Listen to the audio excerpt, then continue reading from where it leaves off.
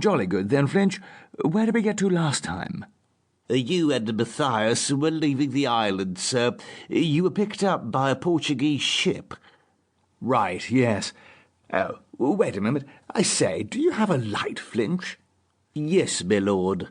The sound of puffing, then a lengthy exhalation. Thank you.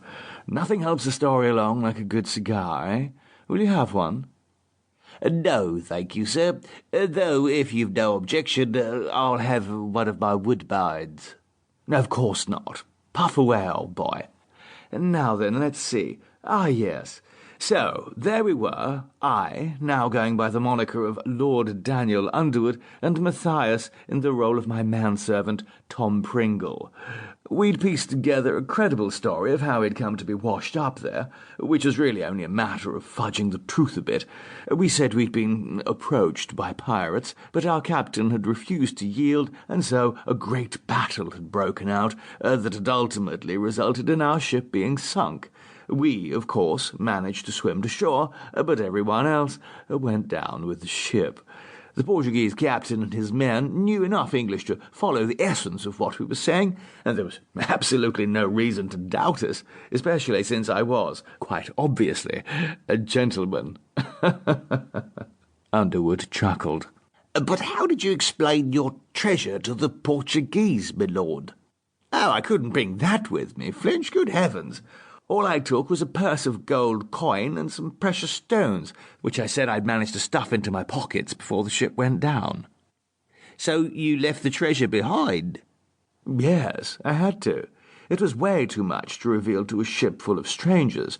A shipwrecked gentleman with a purse full of gold can reasonably expect charity and assistance, but to go aboard hauling a king's ransom in gold and jewels— oh, dear me, no. That's a one-way ticket to the bottom of Davy Jones's locker. Spoils of the sea, Flinch. They could have done away with us and claimed they'd bagged the whole lot after coming out on top in a battle with pirates. No one would have given it a second thought. Oh, no. I only took what I needed to get us passage to Jamaica, and from there to charter a ship to take us on to America. So the Portuguese didn't take you to America? No, the ship was a merchant vessel sailing from Brazil to Jamaica, Santo Domingo, and Cuba before going up to America. Obviously, we had no desire to be going into French and Spanish territory, so we got off at Jamaica. But anyway, enough of that. Let's get back to the story. Yes, sir. So, it started, of course, with Matthias drawing the attention of the passing ship. Having spotted them and recognized their Portuguese flag, he lit the signal fire. They saw it and dropped anchor offshore, sending in a boat to take on fresh water and pick him up. He explained that he wasn't alone, but was the servant to a gentleman. So where was this gentleman, they wanted to know? Well, the truth was I was asleep in that hollow under the fallen tree I'd burrowed out following my first wolf transformation. Not a perfect bed, I have to say. There were all sorts of insects and what have you. But it was either that or the vampire's cave. Call me fussy, but I'll take a few creepy crawlies over a cave full of rotting corpses any night of the week. But anyway, Matthias and I had agreed on a story whereby I was afflicted with a rare skin condition, which meant that I had to hide myself away from the sun during the day, and that's what he told them. I was his oddball master who went off into the jungle by day to sleep or hunt or whatever, and then came back every evening at sundown.